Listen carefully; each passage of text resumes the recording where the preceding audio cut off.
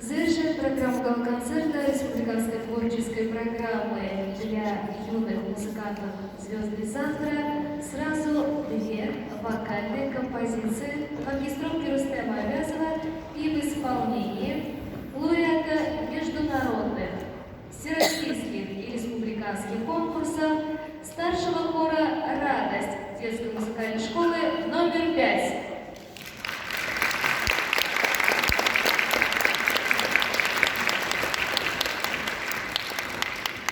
Преподаватель Сидорова Елена Леонидовна, Джон Левит, фестиваль «Сантос» и композитор Сергей Смирнов, слова народные, русские потешки.